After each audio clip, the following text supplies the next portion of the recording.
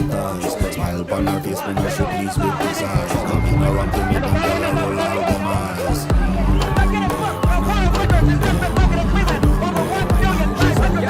There was no doubt about it. The launch was spectacular. It was a tremendous moment of triumph for the city of Cleveland.